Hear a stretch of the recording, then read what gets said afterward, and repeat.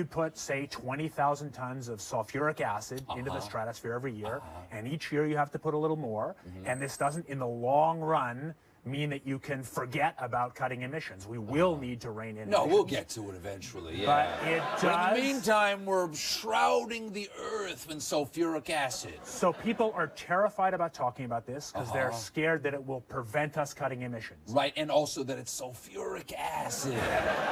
It think is. You're bearing the lead. Is there any possible way this could come back to bite us in the ass? The world as it was at the end of the 20th century. It exists now only as part of a neural interactive simulation that we call the Matrix.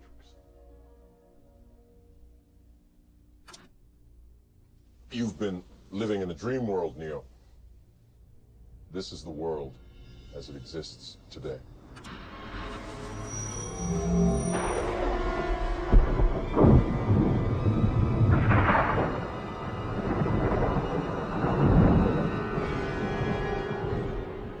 Welcome to the desert of the real.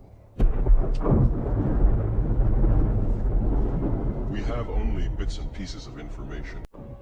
We don't know who struck first, us or them. But we know that it was us that scorched the sky. But we know that it was us that scorched the sky.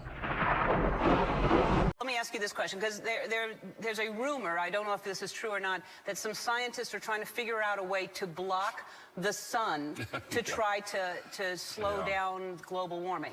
Yeah, it's a measure of the feeling of desperation that some of them feel. Are they really thinking they could do that? Well, some of them are seriously proposing, and I think it's completely nuts. Yeah. You know, you put another kind of pollution, sulfur dioxide, up to orbit, cover the atmosphere. The sky won't be really blue in the way it is now anymore, but it would block out some of the sun's heat so that we wouldn't have to take the difficult steps to stop spewing all this global warming pollution. But we know that it was us that scorched the sky. Blanketing the earth in sulfuric acid, because I'm all for it. This is the all-chocolate dinner. I still get to have my CO2, and I just need to spray sulfuric acid all over the earth. Right question, but we put 50 million tons of sulfuric acid in the air now as pollution, and it kills 1 million people a year worldwide. Okay, and that's so good or bad? It's terrible. But it'll be better if we put more in. We're talking about 1% of that, a tiny fraction of that. So we should reduce that sulfuric acid. So if it kills 1 million people and we're only bad. doing 1% more, we're just killing 10,000 more people. You can do math. Okay. But that's, so killing people is not the objective here.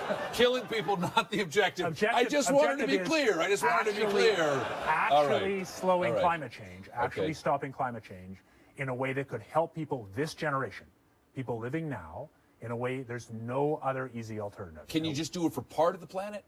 Pretty much the whole planet. No, but could you? Could you just just make things better for the United States? Very hard to do. It seems that this is mostly global. But we know that it was us that scorched the sky. The atmosphere, and of course there are a lot of problems with what they're proposing. It turns out plants need sunlight. Yes. It wouldn't stop the acidification of the oceans, and it really should be yet another wake-up call for why we need to stop putting all this pollution up there. We put 90 million tons every day up there.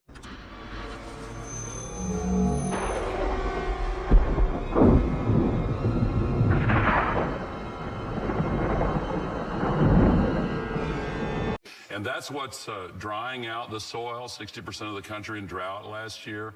That's what's contributing to the worsening of these fires in the West.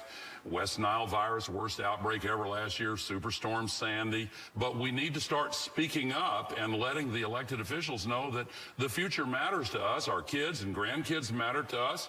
But the big fear is that one country will want it one way and one the other, like two frat boys arguing over the thermostat.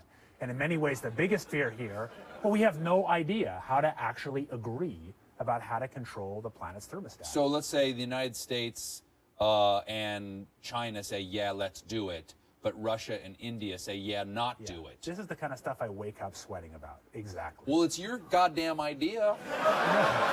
but we know that it was us that scorched the sky.